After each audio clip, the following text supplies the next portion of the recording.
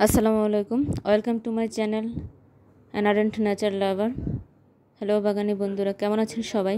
আশা করি ভালো আছেন। আলহামদুলিল্লাহ, আমিও ভালো আছি। তো আজ মার্চ মাসের 15 তারিখ। আমার সবজি বাগানে কী কী সবজি আছে তাই দেখাবো। তো প্রথমে তো টমেটো শীতকালীন টমেটো, যেটা লেট করে লাগানো হয়েছিল। তো আমরা এখন ফলন পাচ্ছি। টমেটো চাষ করা কিন্তু খুবই সহজ। যে কেউ বাড়ির আঙ্গিনায় অথবা টবে টমেটো চাষ করতে পারে।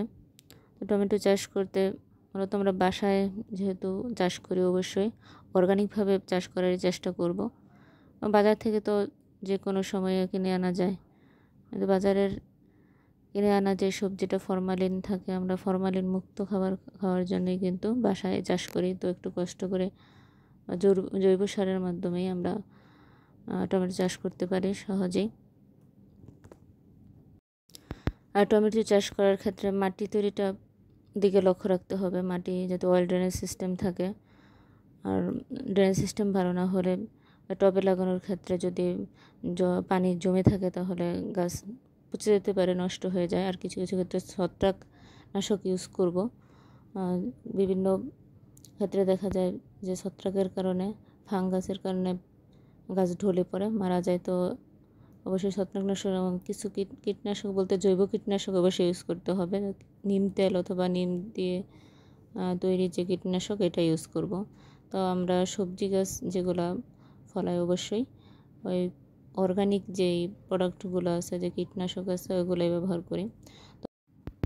আমার বাগানে আরও যে বেগুন গাছ লাগিয়েছি, বেগুন গাছ আছে। তারপর হলো ক্যাপসিকাম ওটা তো আমি করতে পারি না। ক্যাপসিকাম, মরিচ, এই গাছগুলোর মধ্যে পাতা কুঁকড়ে যায়, তো এবার চেষ্টা করতেছি। তারপর হলো প্রথমবারের মতো ফুলকপি, বাঁধাকপি আর ব্রোকলি লাগিয়েছি। তো আলহামদুলিল্লাহ মনে হচ্ছে যে ভালো হচ্ছে। ব্রোকলি প্রায় প্রত্যেকটার মধ্যেই বেরিয়ে গেছে। আর বাঁধাকপির মধ্যে যে সমস্যাটা হয়েছে, লেদা পোকার আক্রমণ হয়েছে। লেদা পোকার আক্রমণের জন্য একটা ওষুধ অবশ্যই স্প্রে করতে হয়, কারণ এই কপির মধ্যে অনেক পোকার আক্রমণ বেশি দেখা দেয়। তো লেদা পোকার আক্রমণটাই বেশি, একবারে গাছ নষ্ট করে ফেলে। তো এখানে 15 দিন পর পর কীটনাশক ইউজ করতে হয়, নাহলে গাছ রক্ষা করা যায় না। আমি যেটা ইউজ করেছি সেটা হলো ক্যারাটে। তো আমার ইচ্ছে ছিল না রাসায়নিক সার ব্যবহার করার, কিন্তু সবগুলা কপি নষ্ট করে দিচ্ছিল, তাই ব্যবহার করলাম। একবার ব্যবহার করেছি।